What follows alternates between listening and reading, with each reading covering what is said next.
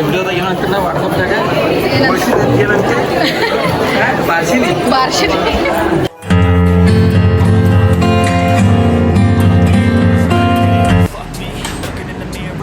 Hi friends, ನಮಸ್ಕಾರ ಎಲ್ಲರಿಗೂ. ಹೆಂಗಿದ್ದೀರಿ ಎಲ್ಲರೂ? ನಾನು ಆರಾಮಿದ್ದೇನೆ, ನೀವು ಆರಾಮಿದ್ದೀರಾ ಅಂತ ಅಂದ್ಕೊಂಡಿನಿ. Welcome to my new vlog.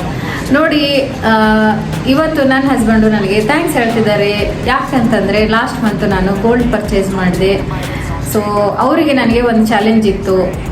ಏನಂದರೆ, ನೋಡು, ಬಿದ್ದರೆ ನೀನು ಯಾವ ರೀತಿ ಮಾಡ್ತೀಯ, ಗೋಲ್ಡ್ ರೇಟು ನೋಡು ಬೀಳಬೇಕು ನಿನಗಿದೆ ಹಬ್ಬ ಅಂತ ಈ ಥರ ಹೇಳ್ತಾಯಿದ್ರು. ಸೊ ಇವಾಗ ಗೋಲ್ಡ್ ರೇಟ್ ಜಾಸ್ತಿ ಆಗಿದೆ. ಸೊ ನನಗೆ ತುಂಬ ಖುಷಿಯಾಗಿದೆ.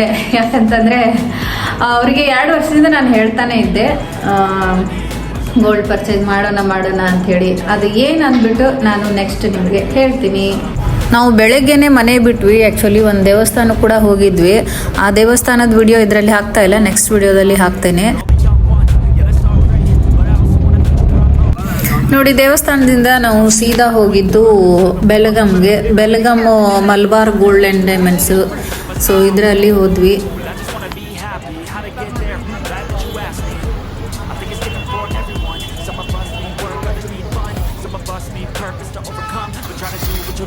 ನೋಡಿ, 30% ಡಿಸ್ಕೌಂಟ್ ಇದೆ ಅಂಥೇಳಿ ಎಲ್ಲ ಹಾಕಿದ್ರು. ಆವಾಗೂ ಕೂಡ ಸ್ವಲ್ಪ ಡಿಸ್ಕೌಂಟ್ ಇತ್ತು ನಾವು ಹೋದಾಗ.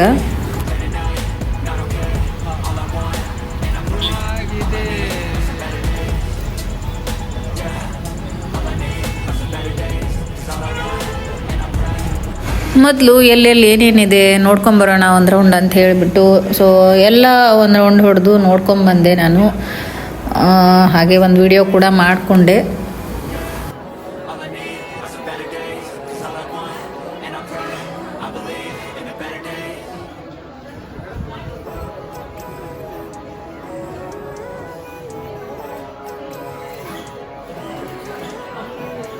ನೋಡಿ, ಗೋಲ್ಡ್ ಶಾಪಿಗೆ ಹೋದಾಗೆಲ್ಲ ತಲೆನೇ ಕೆಟ್ಬಿಡುತ್ತೆ. ಅಂದರೆ ಸುಮಾರು ಎಲ್ಲ ಡಿಸೈನ್ ಸರಗಳಿರ್ತವೆ, ನೆಕ್ಲೆಸ್ಗಳಿರ್ತವೆ, ಇಯರಿಂಗ್ಸ್ ಇರ್ತವೆ, ಚೈನ್ಸ್ ಇರ್ತವೆ, ಕಾಲಿನ ಚೈನ್ಸು. ಅಯ್ಯಯ್ಯೋ, ವೆರೈಟಿ ನೋಡಿದರೆ ತಲೆನೇ ಕೆಟ್ಟೋಗುತ್ತೆ. ಯಾವ್ದು ಪರ್ಚೇಸ್ ಮಾಡಬೇಕು, ಯಾವ್ದು ಬಿಡಬೇಕು ಅಂತ ಹೇಳಿಬಿಟ್ಟು. ಬಟ್ ಆ ಥರ ತಲೆ ಕೆಡಿಸ್ಕೊಳ್ಳೋಷ್ಟು ಅಷ್ಟು ಶಕ್ತಿ ಇರೋದಿಲ್ಲ. ಅಷ್ಟು ತಲೆ ಕೆಡಿಸ್ಕೊಂಡ್ರು ವೇಸ್ಟು. ಏನು ನಾವು ಪರ್ಚೇಸ್ ಮಾಡೋಕ್ಕಾಗಲ್ಲ. ಸುಮ್ಮನೆ ನೋಡಿ ಖುಷಿ ಪಡಬೇಕಷ್ಟೇ. ಈಗಂತೂ ಈಗಿನ ರೇಟ್ ನೋಡಿದ್ರಂತೂ ಗೋಲ್ಡ್ ಮಾತಾಡೋಂಗೆ ಇಲ್ಲ ಬಿಡಿ. ಅಷ್ಟು ಹೈ ಜಂಪ್ ಆಗ್ತಾ ಇದೆ ಡೇ ಬೈ ಡೇ. ನಮ್ಮಂಥ ಮಿಡಿಲ್ ಕ್ಲಾಸ್ ಪೀಪಲ್ಲು ಇದನ್ನು ಬರೀ ನೋಡಿನೇ ಖುಷಿ ಪಡಬೇಕಷ್ಟೇ. ಎಲ್ಲನೂ ಪರ್ಚೇಸ್ ಮಾಡೋಕ್ಕಾಗಲ್ಲ. ದೇವರು ಕೆಲವೊಬ್ಬರಿಗೆ ಮಾತ್ರ ಶಕ್ತಿ ಕೊಟ್ಟಿರ್ತಾನೆ. ಹಾಗೆ ಇರೋ ಅಷ್ಟರಲ್ಲಿ ಖುಷಿ ಪಡಬೇಕಷ್ಟೇ ನಾವು. ಇಲ್ಲಿ ಮಲ್ಬಾರ್ಗೆ ಹೋಗೋಕ್ಕಿಂತ ಮುಂಚೆ ನಾವು ಮತ್ತೆ 1-2 ಕಡೆ ಬೇರೆ ಕಡೆನೂ ನೋಡಿದ್ವಿ ಗೋಲ್ಡ್ ಶಾಪಲ್ಲೆಲ್ಲ. ಅಂದರೆ ಜಸ್ಟ್ ನೋಡಿ ಬಂದಿದ್ವಿ ಏನು ರೇಟು ಏನು ಅಂಥೇಳಿ, ಎಲ್ಲ ರೇಟ್ ಏನೇನು ಆಗುತ್ತೆ, ಗೋಲ್ಡ್ ರೇಟ್ ಏನಿದೆ ಆವತ್ತಿನ ರೇಟು. ಅಂದರೆ ಡೇ ಬೈ ಡೇ ಅದು ಜಂಪ್ ಆಗ್ತಾನೆ ಇದೆಯಲ್ಲ. ಸೊ ಹಾಗೆ ನಾವು ವಿಚಾರ ಮಾಡ್ತಾನೆ ಇದ್ವಿ, ಎಲ್ಲಿ ತೊಗೊಂಡ್ರೆ ಇದು ಆಗುತ್ತೆ ಅಂಥೇಳಿ ಥಿಂಕಿಂಗ್ ಮಾಡ್ತಾನೆ ಇದ್ವಿ. ಕಡೆಗೂ ಇಲ್ಲಿ ಮಲ್ಬಾರ್ ಗೋಲ್ಡ್ಗೆ ಬಂದ್ವಿ. ನೋಡಿ, ನನಗೆ ಇದು ಬೇಕಾಗಿತ್ತು, ಚೈನ್ ತಾಳಿ. ಅಂದರೆ ಮದುವೆನಲ್ಲಿದು ಕರ್ಮನಿ ತಾಳಿ ಇತ್ತು. ಬಟ್ ನನಗೆ ಈ ಥರದ ಚೈನ ಬೇಕಾಗಿತ್ತು. ಸುಮಾರು ದಿವಸದಿಂದ ನಾನು ಹಸ್ಬೆಂಡ್ಗೆ ಹೇಳ್ತಾ ಇದ್ದೆ ಇದನ್ನು ತೊಗೊಳ್ಳೋಣ ಅಂಥೇಳಿ ಅಂದ್ಬಿಟ್ಟು. ಸುಮಾರು ಡಿಸೈನ್ಸ್ ಎಲ್ಲ ಚೆಕ್ ಮಾಡಿದ್ವಿ, ನೋಡ್ತಾ ಇದ್ವಿ. ಸೊ ಅದರಲ್ಲಿ ಯಾವ್ದು ಇಷ್ಟ ಆಗುತ್ತೆ ಅಂತ ನಾನು ನೋಡ್ತಾ ಇದ್ದೆ. ಸುಮಾರು ಡಿಸೈನ್ಸ್ ಇತ್ತು, ಒಂದಕ್ಕಿಂತ ಒಂದು ಚೆನ್ನಾಗಿತ್ತು. ನೋಡ್ತಾನೆ ಇದ್ವಿ. ಹಾಗೆ ನೋಡಿ, ನಾವು ಏನೇ ಒಂದು ವಸ್ತು ತೊಗೋಬೇಕಾದ್ರೂ ಸುಮಾರು ಸತಿ ಥಿಂಕ್ ಮಾಡ್ತೀವಿ. ಬಟ್ ಇದು ಗೋಲ್ಡು ಥಿಂಕ್ ಮಾಡಲೇಬೇಕಲ್ವಾ.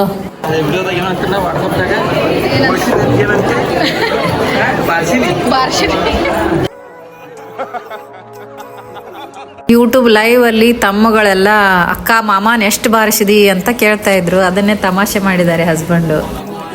ನೋಡಿ, ಸುಮಾರು ಡಿಸೈನ್ಸ್ ನೋಡಿದೆ. ಬಟ್ ಲಾಸ್ಟ್ ಫೈನಲಿ ನನಗಿಷ್ಟ ಆಗಿದ್ದು ಇದೇ ತಾಳಿನೇ. ಸೊ ನಾನು ಇದನ್ನೇ ಪರ್ಚೇಸ್ ಮಾಡ್ತೀನಿ ಅಂತ ಹಸ್ಬೆಂಡ್ ಒಂದು ನೋಡಿದ್ರು. ಹಸ್ಬೆಂಡ್ ಅದು ಸ್ವಲ್ಪ ಚಿಕ್ಕದಿತ್ತು, ಅದು ಅವರಿಗೆ ಇಷ್ಟ ಆಗಿತ್ತು. ಬಟ್ ಅದನ್ನು ತಗೋ ಅಂತ ಹೇಳ್ತಾ ಇದ್ರು ಅವರು. ಬಟ್ ನನಗೆ ಇದೇ ಇಷ್ಟ ಆಯಿತು. ಅಂದರೆ ಸ್ವಲ್ಪ ನಂದು ಚೈನ್ಕಿನ್ನೂ ಸ್ವಲ್ಪ ಉದ್ದೇ ಇರಬೇಕು. ಬಟ್ ದೊಡ್ಡ ತಾಳಿಕಿನ್ನೂ ಸ್ವಲ್ಪ ಗಿಡ್ಡ ಅಂದರೆ ಸ್ವಲ್ಪ ಶಾರ್ಟ್ ಲೆಂತ್ ಇರಬೇಕು ಅಂತ ಆ ರೀತಿ ನೋಡ್ತಾ ಇದ್ದೆ. ಸೊ ಹಾಗಾಗಿ ನನಗೆ ಅದೇ ತಾಳಿ ಇಷ್ಟ ಆಯಿತು. ಫೈನಲಿ ಅದನ್ನೇ ನಾವು ತಗೊಂಡ್ವಿ. ಸೊ ಹಸ್ಬೆಂಡು ಅವರು ಅಮೌಂಟ್ ಎಲ್ಲ ಪೇ ಮಾಡ್ಲಿಕ್ಕೆ ಹೋದರು. ಗೋಲ್ಡ್ ತೊಗೋಬೇಕಾದ್ರೆ ಅವರು ಸುಮಾರು ಕಡೆ ಸಿಗ್ನೇಚರ್ ಎಲ್ಲ ತೊಗೋತಾರೆ. ಅಂದರೆ ಪಾಲಿಸಿ ಏನಾದರೂ ಮಾಡೋದಿದ್ರೆ ಅದ್ರ ಬಗ್ಗೆನೂ ಎಕ್ಸ್ಪ್ಲೇನ್ ಮಾಡ್ತಾರೆ ಅವರು. ಅಂದರೆ ನಾವು ಮಂತ್ಲಿ ಇಷ್ಟು EMI ಕಟ್ಟಬೇಕು, ಆ ಥರ ಎಲ್ಲ ಪಾಲಿಸೀಸ್ ಇರುತ್ತಲ್ಲ ಒಂದೊಂದು ಗೋಲ್ಡ್ ಶಾಪ್ದು, ಅದನ್ನು ಎಲ್ಲ ಎಕ್ಸ್ಪ್ಲೇನ್ ಮಾಡಿದರು. ಕೊನೆಗೆ ಇವರು ಅಮೌಂಟ್ ಕೊಟ್ಟೋದಕ್ಕೆ ಸಿಗ್ನೇಚರ್ ಎಲ್ಲ ಮಾಡ್ತಾಯಿದ್ರು. ನಮ್ಮ ಜೊತೆಗೆ ನಮ್ಮ ಮಾವನವರು ಕೂಡ ಬಂದಿದ್ದರು ತಗೊಳ್ಳೋದಕ್ಕೆ.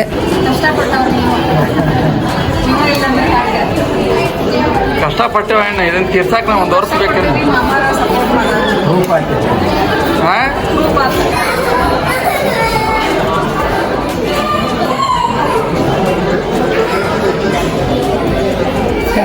ನೋಡಿ, ಇದೇ ತಾಳಿ ನಾವು ಪರ್ಚೇಸ್ ಮಾಡಿದ್ದು. ಸೊ ನಂದು ಓಲ್ಡ್ ತಾಳಿ, ಅದು ಕರಮನಿ ತಾಳಿ ಏನಾಗ್ತಿತ್ತು ಅಂತಂದರೆ ಮಿಡಲಲ್ಲಿ ಅದಕ್ಕೆ ಒಂದು ಕಡ್ಡಿ ಥರ ಇತ್ತು. ಚೆನ್ನಾಗಿತ್ತು ತಾಳಿ ಎಲ್ಲ, ಚೆನ್ನಾಗಿತ್ತು, ದಪ್ಪ ದಪ್ಪ, ಬಟ್ ನೋಡಲಿಕ್ಕೆ ಲುಕ್ ಇತ್ತು ಮದುವೆನಲ್ಲಿ ತಾಳಿ. ಬಟ್ ಅದನ್ನು ನೋಡಿ, ಅದನ್ನು ಕೆಲವೊಬ್ರು ಏನು ಮಾಡ್ತಾರೆ ಅಂದರೆ ಅದನ್ನು ಕೊಟ್ಬಿಟ್ಟು ಅದನ್ನೇ ಮುರಿಸ್ಬಿಟ್ಟು ಅದೇ ತಾಳಿನ ಈ ಥರ ತಾಳಿ ಮಾಡಿಸ್ಲಿಕ್ಕೆ ಹಾಕ್ತಾರೆ. ಬಟ್ ನಮ್ಮ ಹಸ್ಬೆಂಡ್ ಮನೆಯಲ್ಲಿ ಅದಕ್ಕೆ ಒಪ್ಪಲಿಲ್ಲ ಅವರು, ಅದು ಮುರಿಸೋದು ಬೇಡ ಅಂಥೇಳಿ ಅಂದ್ಬಿಟ್ಟು. ಅದಕ್ಕೆ ಮದುವೆನಲ್ಲಿ ಕಟ್ಟಿದ ತಾಳಿ ಇರುತ್ತೆ, ಅದನ್ನೇನು ಮುರಿಸೋದು ಬೇಡ, ಬೇಕಿದ್ರೆ ನೀನು ಬೇರೆದನ್ನೇ ತಗೋ ಅಂತ ಹೇಳಿ ಅಂದರು ಅವರು. ಸೊ ನಂದು ಏನು ಪ್ಲ್ಯಾನ್ ಇತ್ತು, ಅದನ್ನು ಮುರಿಸ್ಬಿಟ್ಟೇ ಬೇರೆ ತೊಗೊಳ್ಳೋಣ ಅಂತ ಪ್ಲ್ಯಾನ್ ಇತ್ತು. ಬಟ್ ಅಂದರೆ ನಮಗೆ ನನ್ನ ಕೊಳ್ಳೆಲ್ಲೇ ಬರುತ್ತೆ ಅಲ್ವಾ, ಅದು ಮುರಿಸ್ಬಿಟ್ಟು ಮತ್ತೆ ನಮ್ಮ ಕೊಳ್ಳೆನಲ್ಲೇ ತಾಳಿ ಬರುತ್ತೆ ಅಂಥೇಳಿ ನಂದು ಆ ಐಡಿಯಾ ಇತ್ತು. ಬಟ್ ಅವ್ರು ಅದಕ್ಕೂ ಒಪ್ಪಲಿಲ್ಲ. ಅದಕ್ಕೆ ಒಪ್ಪದೇ ಇರೋ ಕಾರಣ ನಾನು ಬೇರೆ ತೊಗೊಳ್ಳೋದು ಡಿಸೈಡ್ ಮಾಡಿದೆ. ಅದೇ ಅವರು ಈಗ ಅಂದರೆ ಲಾಸ್ಟ್ ಮಂತೂ ಅವರು ಬೇಡ ಬೇಡನೇ ಅಂತ ಇದ್ರು, ಯಾಕಂದರೆ ಕೈನಲ್ಲಿ ದುಡ್ಡಿರಲಿಲ್ಲ ಆ ಟೈಮಲ್ಲಿ, ಅವ್ರ ಕೈನಲ್ಲಿ ದುಡ್ಡಿರಲಿಲ್ಲ.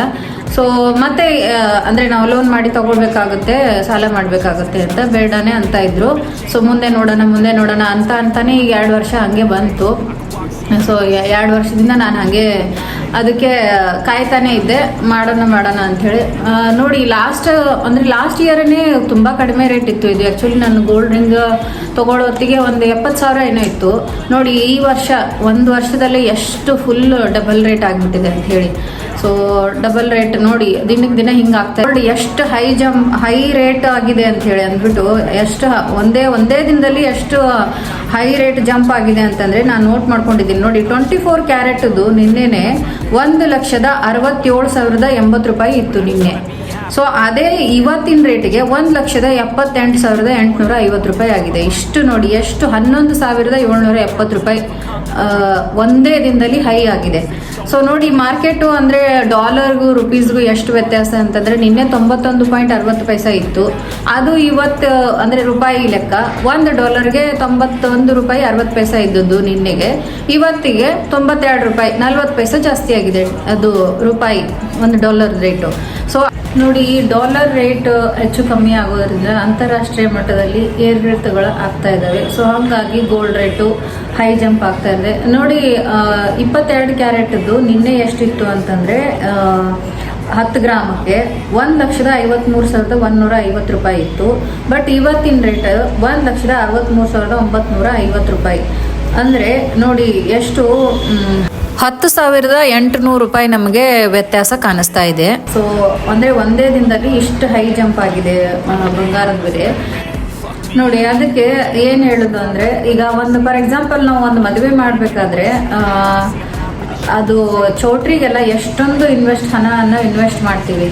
ಸೊ ಚೌಟ್ರಿಗಳಿಗೆ ಆಗಿರ್ಬೋದು, ಊಟಕ್ಕಾಗಲಿ ಎಷ್ಟೊಂದು ಹಣ ನಾವು ಇನ್ವೆಸ್ಟ್ ಮಾಡ್ತೀವಲ್ಲ, ಅದು ಏನು ನೋಡಿ, ಮದುವೆ ಮುಗಿದ ಮಾರನೇ ದಿವಸನೇ ಅದು ಕಸದ ಬುಟ್ಟಿಗೆ ಹೋಗುತ್ತೆ ಹೂವೆಲ್ಲ, ಮತ್ತು ಊಟದ ರುಚಿನೂ ಮರ್ತು ಹೋಗುತ್ತೆ ಎಲ್ಲ ಜನಗಳಿಗೆ. ಬಟ್ ಏನಂತಂದರೆ ನಾವು ವಧುವರರಿಗೆ ಏನು ಇನ್ವೆಸ್ಟ್ ಮಾಡ್ತೀವಲ್ಲ, ಬಂಗಾರಕ್ಕೆ ಏನು ಇನ್ವೆಸ್ಟ್ ಮಾಡ್ತೀವಲ್ಲ, ಇದು ಮಾತ್ರ ಪರ್ಮನೆಂಟ್ ನಮಗೆ, ಅಂದರೆ ನಮಗೊಂದು ಲಾಭದಾಯಕವನ್ನು ತಂದು ಕೊಡ್ತಕ್ಕಂಥ ಕೆಲಸ ಮಾಡುತ್ತೆ ಗೋಲ್ಡ್ ಮೇಲೆ ಇನ್ವೆಸ್ಟ್ ಮಾಡೋದು. ಸೊ ಅದಕ್ಕೆ rich dad poor dad Robert Kiyosaki ಅವರು ಹೇಳ್ತಾರೆ, ಸೊ ನಮಗೆ ಸಂಪತ್ತನ್ನು ಸೃಷ್ಟಿ ಮಾಡುವಂಥ ಇದರಲ್ಲಿ ನಾವು ದುಡ್ಡನ್ನು ಇನ್ವೆಸ್ಟ್ ಮಾಡಬೇಕು ಅಂತ ಹೇಳ್ತಾರೆ. ಸೊ ಅದಕ್ಕೆ ಇದು ಒಂದು ಒಳ್ಳೆ ಉದಾಹರಣೆ. ಗೋಲ್ಡಲ್ಲಿ ಇನ್ವೆಸ್ಟ್ ಮಾಡೋದು ಒಂದು ಒಳ್ಳೆ ಸಂಪತ್ತು ಅಂತಲೇ ಹೇಳ್ಬೋದು. ಯಾಕಂತಂದರೆ ಗೋಲ್ಡ್ ರೇಟ್ ಜಾಸ್ತಿ ಆಗ್ತಾ ನಮಗೆ ಲಾಭದಾಯಕ ಆಗಿರುತ್ತಲ್ವ. ಸೊ ಅದಕ್ಕೆ ನಾನು ರಿಚ್ ಡ್ಯಾಡ್ ಪೂರ್ ಡ್ಯಾಡ್ ಯಾಕೆ ಓದಿ ಅದರದ್ದೇ ಫಾಲೋ ಮಾಡೋದು ಅಂತಂದ್ರೆ ಇದಕ್ಕೇನೆ, ಅಂದ್ರೆ ಒಂದು ದುಡ್ಡನ್ನ ಬರೀ ನಾವು ಗಳಿಸೋದು ಕಲ್ತ್ರೆ ಇಂಪಾರ್ಟೆಂಟ್ ಅಲ್ಲ, ಅದನ್ನ ಹೇಗೆ ನಾವು ಸಂಪತ್ತನ್ನ ಅಂದ್ರೆ ದುಡ್ಡನ್ನ ನಾವು ಹೇಗೆ ದುಡಿಸ್ಕೋಬೇಕು ಅನ್ನೋದು ನಾಲೆಜ್ ಕೂಡ ನಮಗೆ ಇರಬೇಕು ಅನ್ನೋ ದೃಷ್ಟಿಯಿಂದನೇ ನಾನು rich dad poor dad book ಅನ್ನ ನಿಮ್ಗೆ ಆಡಿಯೋ ರೂಪದಲ್ಲಿ ಕೊಟ್ಟಿದ್ದೀನಿ. ಸೊ ಅದರಲ್ಲಿ 2 ಚಾಪ್ಟರ್ ಮಾತ್ರ ಮುಗಿಸಿದ್ದೀನಿ, ಇನ್ನೂ 4 ಚಾಪ್ಟರ್ ಇದೆ. ಸೊ ಅದನ್ನು ಕೂಡ ನಾನು ಓದಿ ಹೇಳುವಂತ ಪ್ರಯತ್ನ ನಿಮಗೆ ಮಾಡ್ತೀನಿ ಅಂತ ಹೇಳ್ತಾ, ನೋಡಿ ಇದು ನಾನು ಹೊಸದಾಗಿ ತಗೊಂಡಿರೋ ತಾಳಿ. ಇದು ಟೋಟಲ್ ಆಗಿ 17 ಗ್ರಾಮ್ ಇದೆ. ಸೊ ನಾವು ತಗೊಂಡಿರುವಾಗ ಈಗ 1.5 ಮಂತ್ ಬ್ಯಾಕ್ ಇದ್ರದ್ದು ರೇಟು ಟೋಟಲ್ ಆಗಿ 2,12,000 ಇತ್ತು.